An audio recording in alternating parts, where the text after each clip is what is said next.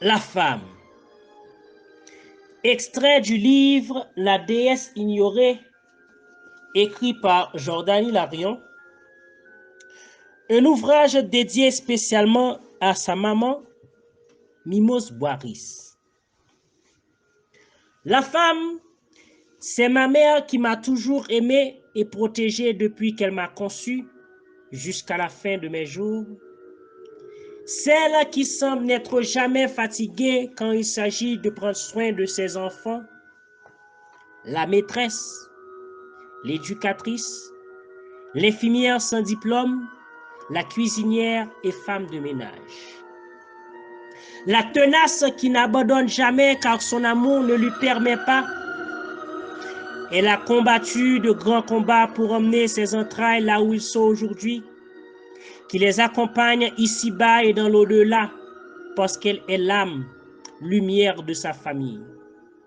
Même si sa valeur est niée dans la société, même si son nom est utilisé pour insulter les autres.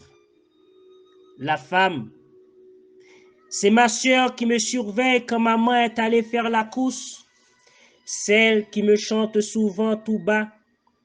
Ne pleure pas, fais dodo mon petit frère, tu auras du lolo. Elle est toujours là comme la compagne dévouée dans les bons et les mauvais moments. Un ami qui se prépare à être future maman, celle qui n'est pas bien vue dans la société, mais elle est le pilier de la prochaine génération. Elle est celle, malgré les critiques par-ci, par-là, reste ferme et confiante.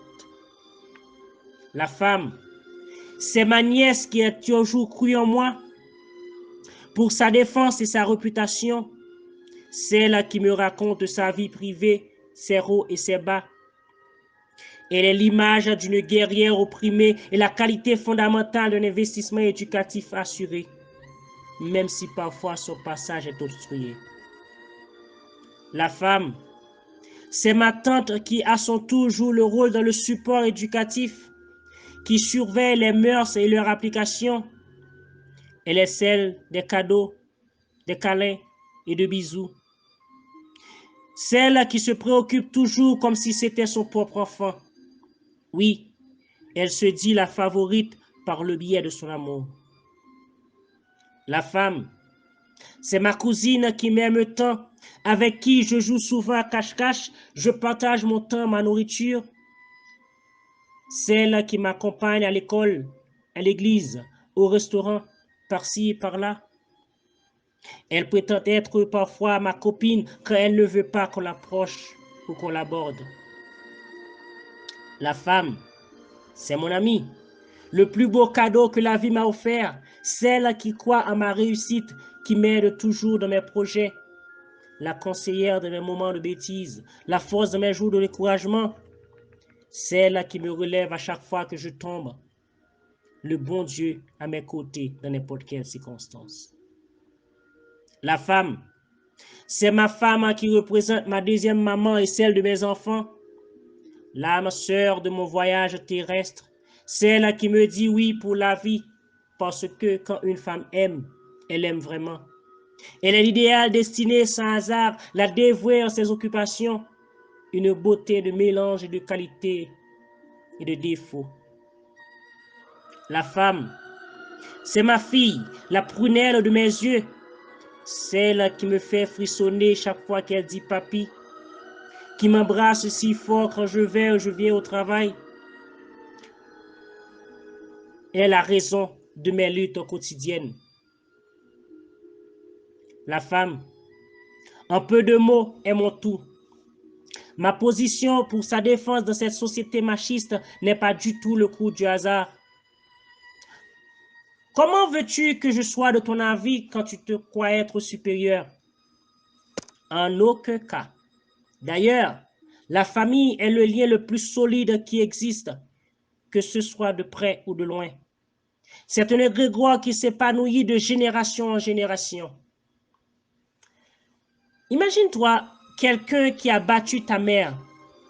Que ferais-tu? Si quelqu'un viole ta soeur ou ta fille, la femme est le véritable son de musique qu'on ne veut pas écouter. La mélodie que les enfants doivent chanter en vue d'améliorer la société qui a toujours refusé de lui donner la place qui lui est due en honneur de sa potentialité et divinité. La femme est ce que nous avons tous besoin, que soit homo, hétéro ou bisexuel, car sa qualité, son importance ne discrimine personne. Sa présence apporte changement et surplus à tout. Elle est dotée d'un pouvoir inébranlable. Même si on lui demande qu'elle se taise, elle a le dernier mot. Cet être spirituel, sage et objet d'admiration mérite une attention révérentielle.